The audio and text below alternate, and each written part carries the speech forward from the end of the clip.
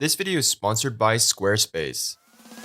How's it going, guys? Vincent here from the CreativeDojo.net. Welcome to another video tutorial. Today in this quick tip, we're going to take a look at how to create this pseudo Plexus effect within Cinema 4D.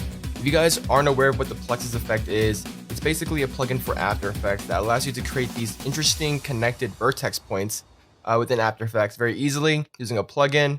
Unfortunately, there isn't a very simple plugin to do this within Cinema 4D that I know of, but luckily it's not too bad. And this is what we're going to talk about today in this tutorial here.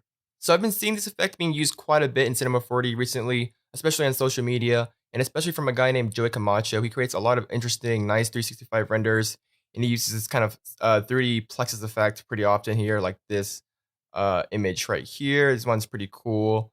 He has a few others. For an example, let's go back and he has this kind of glassy one right here, and another cool one.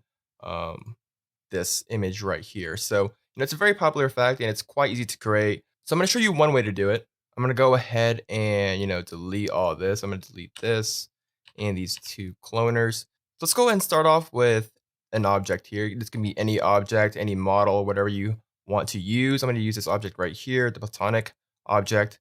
I'll change the segments to 2 so we have more segments because it uses the vertex points between polygons here, lines here, to render these little spheres here. So I'm going to change the segments to 2, and I'm going to leave the radius at 100. Just to take a look at my scene here, I just have a very basic setup. So for the environment and background, I have a simple HDR studio rig from Grayscale Gorilla. I have 2 lights here, a warm light and a cool light. One has a shadow, and we're using an area light here. So that's pretty much a very basic setup.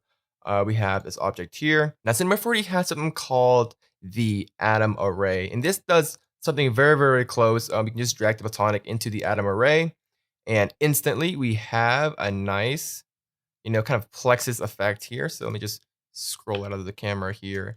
And as you can see, we have a very nice little Plexus style rig here. We can change the cylinder radius, you can, decrease the size, increase the sphere radius, increase the subdivisions to maybe like 12. And just like that, you have a nice Plexus effect. Now, the downside is that it's not very flexible and it's not very easy to manipulate. Ideally, I love using MoGraph. MoGraph is my preferred module of choice. Whenever I can use it, I will probably, incline to be using MoGraph a lot. That's very simple. It's very easy to manipulate. And luckily for me, Tim Clapham from Hello Lux has a great little article about how to recreate the atom array using the cloner object. So you can use MoGraph and all that stuff. So, props to Tim for writing this. I actually learned this technique a while ago, and I've been using this technique quite a lot, and I thought I would share it. But I just want to give Tim credit for this because I did not figure this method out. And Tim is also, the awesome Cinema 4D guy. He does a lot of Cinema 4D training tutorials. So if you want to check out his site, hellolux.com, the link will be in the article or description down below. So check him out. Props to Tim for teaching me this method.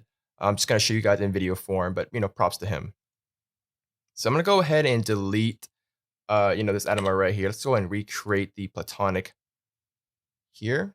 So I'll create one right here, and, we'll just pull it up a little bit, increase the segments to 2, and that should be good. So the first step is to create the vertex spheres here. We can do that with a cloner. So we can go to MoGraph, cloner. This cloner will be the sphere cloner, and we'll create the object, so the sphere here. We'll scale the sphere down to about 15, maybe even smaller, maybe like 5, and we'll decrease the segments to around 18 because we don't need that many segments here. And we'll put the sphere as a child of the sphere cloner. So right now the sphere cloner is actually just cloning our sphere 3 times in a linear mode. I'm going to change it to object. Now it's going to ask us what object do you want to clone around. We're going to select our platonic object. Make sure it's turned on here. So right now it's taking the sphere cloner is taking the sphere and cloning it around the object, which is our platonic object here. And as you can see, we have our spheres cloned around the vertex points because we're using the vertex distribution here. So this is pretty cool. Now we're on the right track.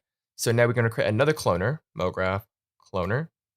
We'll call this lines cloner, and this is where we're going to create the vertex connector lines. So we're going to create a cylinder, change the radius to around 5, and we'll put this cylinder, we'll call this lines. We'll put it under the lines cloner, go to lines cloner, set the object mode, and select our platonic object. So same thing as before, we're creating a lines, we're cloning the lines onto our object, similar to what we did to the sphere. Now the only difference is, instead of using distribution to vertex, we don't want to put the lines at the vertex per se, we want to put it to the edge. So it's going to align everything to the edge here. We'll hit scale on edge, which is going to scale everything so that it will fit from edge to edge, and we'll set the edge scale to 100%, so it'll actually connect edge to edge. So by checking on scale on edge, we're going to rescale our line cylinder to the edges, and we'll set the edge scale to 100% so they all connect evenly here.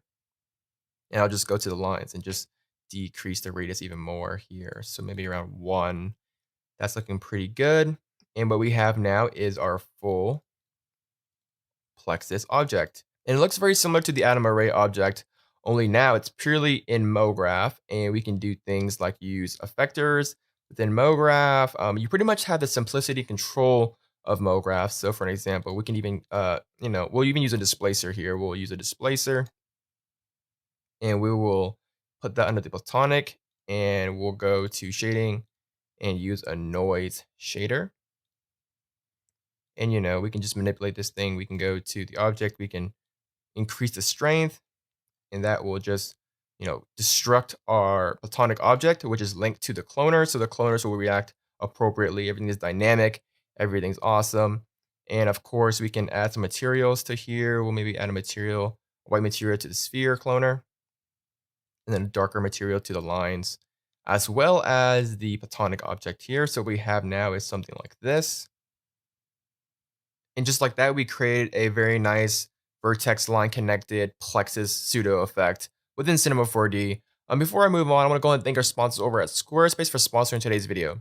Squarespace is a place to be if you want to create an awesome website, whether it's for your online business, store, or portfolio. Squarespace is the place to be. They have amazing, beautifully designed templates, professionally crafted, completely customizable. They have a live drag and drop builder so you can edit your pages very easily without any technical knowledge.